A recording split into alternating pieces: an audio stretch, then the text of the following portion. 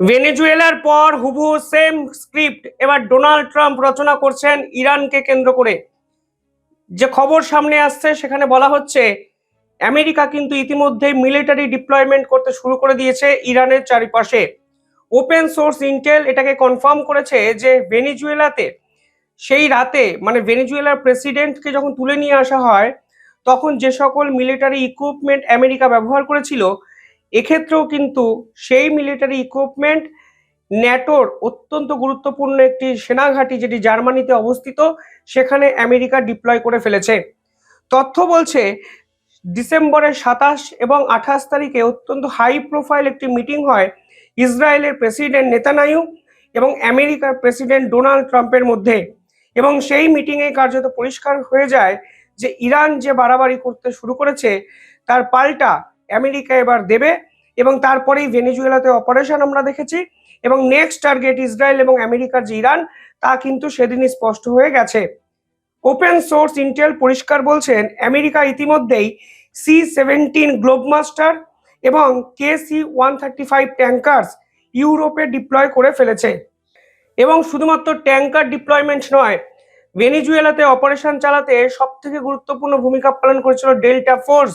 কিন্তু ডেল্টা ফোর্সকে সাহায্য করেছিল আমেরিকার উন্নত মানের নাইট স্টকার সেনাবাহিনী। এক্ষেত্রেও কিন্তু আমেরিকা তার নাইট স্টকারদের জার্মানির ন্যাটোর সব থেকে বড় এয়ারবেস সেখানে কিন্তু ডিপ্লয় করে দিয়েছে এবং মনে হচ্ছে ইউরোপের দিক থেকেই ইরানের উপর ঝাঁপিয়ে পড়বে যে কোনো মুহূর্তে আমেরিকা এবং গোটা বিশ্ব জুড়ে এখন সেদিকেই কিন্তু পাখির নজর। ভারত ইতিমধ্যে একটি স্টেটমেন্ট দিয়েছে। ভারত পরিষ্কার বলেছেন অবিলম্বে রিকোয়েস্ট করা হচ্ছে সকল ভারতীয়কে যে তারা যেন ইরানে না যায়, মানে ইরানে কোনো প্রয়োজন ছাড়া যেন কোনো দেশের নাগরিক না পৌঁছাতে পারে সেই চেষ্টা গোটা বিশ্বের সমস্ত দেশ কিন্তু করছে। অর্থাৎ যে কোনো মুহূর্তে ইরানে বড় সড়ো কোনো হামলার পরিকল্পনা এবং সেই হামলার পরিকল্পনাকে বাস্তবায়িত করার বিষয়টি বিশ্বের সমস্ত দেশ কিন্তু ইতিমধ্যেই বুঝে গেছে। এবং আপনি বুঝতে পারছেন যে কোনো দেশের উপর অ্যাটাক হয়নি তা সত্ত্বেও ভারত এই ধরনের বিজ্ঞপ্তি দিয়েছে, মানে একটা জিনিস স্পষ্ট যে ভারতও আগাম পূর্বাভাস পেয়েছে যে ইরানকে আক্রমণ করতে চলেছে আমেরিকা এবং ডোনাল্ড ট্রাম্প। হঠাৎ করে ইরানের হলোটা কি এ বিষয়ে আমি নিঃসন্দেহে আপনাদের জানাবো। তার আগে অন্য আরেকটি খবর আপনাদেরকে জানতে হবে। ইরানের পক্ষ থেকে যে খবর সামনে আসছে সেখানে বলা হচ্ছে ইরানের সুপ্রিম লিডার খামেনি তিনি সেফ এক্সিট খুঁজছেন এবং তিনি রাশিয়াতে সম্ভবত আত্মগোপন করবেন। যে তথ্য সামনে আসছে সেখানে বলা হচ্ছে খামেনি তার পরিবারের অত্যন্ত ঘনিষ্ঠ 20 জন ব্যক্তিকে নিয়ে রাশিয়ার উদ্দেশ্যে পাড়ি দেওয়ার চেষ্টা করছেন। ইসরায়েলের মিডিয়া বলেছেন অলরেডি তিনি দেশ ছেড়ে চলে গেছেন, যদিও এই বিষয়ে কোনো কনফার্মেশন এখনো পাওয়া যায়নি। তবে এটা বাস্তব, তিনি প্ল্যান বি তৈরি করে রেখেছেন এই ভেনেজুয়েলার প্রেসিডেন্ট যেভাবে আমেরিকানদের হাতে আটক হয়েছে তারপরেই। এবং বিশ্বের সমস্ত সংবাদপত্র অলরেডি প্রকাশ করেছেন যে তিনি রাশিয়ার সঙ্গে যোগাযোগ করেছিলেন। সিরিয়ার প্রেসিডেন্ট আল আসাদ যেভাবে রাশিয়াতে বর্তমানে আত্মগোপন করে আছেন, এখন ইরানের এই সুপ্রিম লিডার খামেনি হয়তো সম্ভাব্য রাশিয়াতেই আত্মগোপন করবেন যদি আমেরিকা কোনোভাবে ইরানের উপর আক্রমণ করে। এবার এই গেল ইরান এবং আমেরিকার এক্সটার্নাল ইস্যু, কিন্তু পুরো বিষয়টা এখানে গেল কেন? দেখুন, ইরানে এই মুহূর্তে রেজিম চেঞ্জ আন্দোলন হচ্ছে। আমেরিকা এই রেজিম চেঞ্জ অপারেশন ভেনেজুয়েলাতেও করেছিল, কিন্তু ভেনেজুয়েলাতে তারা সফল হয়নি। তারা বাংলাদেশে সফল হয়েছে, তারা কিছুটা নেপালে সফল হয়েছে, কিন্তু ইরানে সফল হবে কিনা তা তো সময় বলবে। কিন্তু ইরানে শেষ 10 থেকে 12 দিন ধরে যে নজিরবিহীন বিক্ষোভ দেখা যাচ্ছে তা সামলাতে ইরান সরকার কার্যত হিমশিম খাচ্ছেন।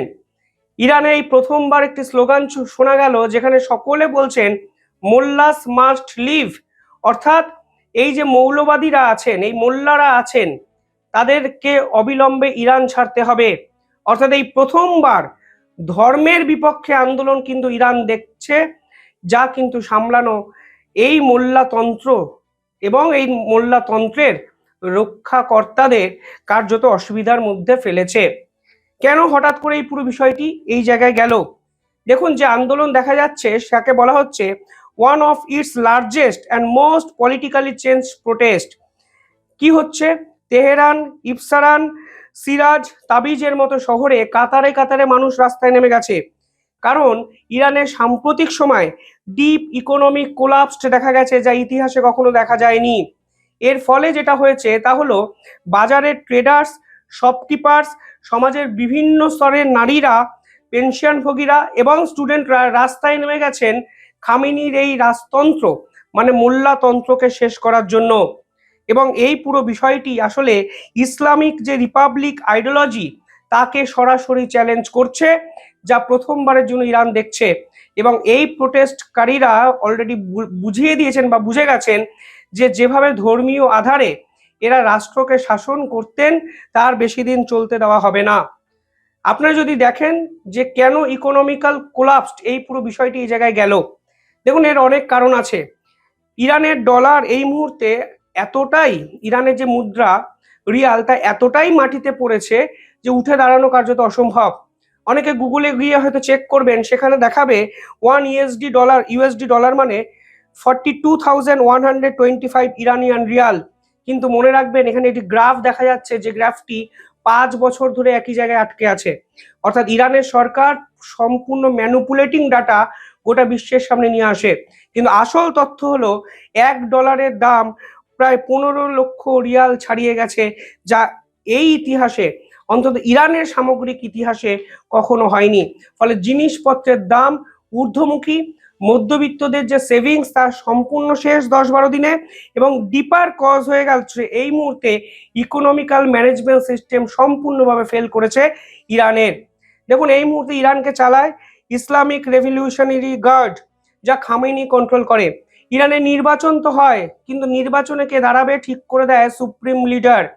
অর্থাৎ সুপ্রিম লিডারের অনুমতি ছাড়া প্রেসিডেন্ট, কোনো নেতা মন্ত্রী, এমনকি পাড়ার কেউ কাউন্সিলরও কোনো সিদ্ধান্ত নিতে পারে না। আর এই খামেনিকে কন্ট্রোল করে 4-5 জন অ্যাডভাইজার, যাকে ক্লারিক বলা হয়। এদের বিপক্ষে মূলত এই আন্দোলন এবং এই স্লোগান মোল্লাস মাস্ট লিভ। ইরানে যত মিলিটারি ঘাঁটি আছে, যত মসজিদ আছে, যত জুডিশিয়ারি সিস্টেম আছে, যত মিডিয়া আউটলেট আছে, সব কিন্তু ইরানের এই খামেনি কন্ট্রোল করে। অর্থাৎ সুপ্রিম লিডারের পরামর্শ ছাড়া ইরানের একটা গাছের পাতাও কিন্তু নড়ে না। এখন এই সিস্টেমটাই ইরানের এই প্রোটেস্টাররা মনে করছে করাপ্টেড হয়ে গেছে। ইরানের যে তেল বিক্রির টাকা, সেই তেল বিক্রির টাকার বেনিফিটও একমাত্র খামেনির পরিবার পায়। ফলে এই মুহূর্তে দাঁড়িয়ে সরকার পরিবর্তন করতে হবে। সরকার পরিবর্তন করা ছাড়া কোনো উপায় নেই। এই বিক্ষোভ কিন্তু ইরানের সাধারণ নাগরিক দেখাচ্ছেন, এবং এই মুহূর্তে কাতারে কাতারে মানুষের উপর গুলি চালাতে বাধ্য হচ্ছে ইরানের এই রেভলিউশনারি গার্ড, যা ডোনাল্ড ট্রাম্প কিন্তু পছন্দ করছেন না। এই প্রথমবারের জন্য সোশ্যাল এবং কালচারাল একটা অ্যাঙ্গারনেস দেখা গেল ইরানে। এবং শুধু বিষয়টি ইকোনমিক্যাল কোলাপসে আটকে নেই, ইরানের নিয়ম অনুসারে সকলকে হিজাব পরতে হবে নারীদের। কিছু বছর আগে নারীরাও রাস্তায় নেমেছিলেন হিজাবের বিপক্ষে। ইন্টারনেটে সেন্সরশিপ চালায় ইরান, যা সাধারণ মানুষ মেনে নেবে না। এমনকি এই প্রথমবারের জন্য মোল্লাস মাস্ট লিভ স্লোগান একটা জিনিস পরিষ্কার করে দিচ্ছে, যে বিশ্ব যেভাবে এগিয়েছে ইরানের সমাজ, ইরানের সময় সেভাবে এগোয়নি। ফলে আজকে যদি মোল্লাতন্ত্র ইরানে থাকে, তাহলে কালকে আরো অন্ধকারের অন্ধকূপে ইরান নামক দেশটি কিন্তু হারিয়ে যেতে পারেন। ডোনাল্ড ট্রাম্প এখানে একটা স্ট্র্যাটেজিক্যাল মাস্টার স্ট্রোক দিয়েছে। তারা অয়েল এক্সপোর্টের উপর নিষেধাজ্ঞা লাগিয়ে দিয়েছে।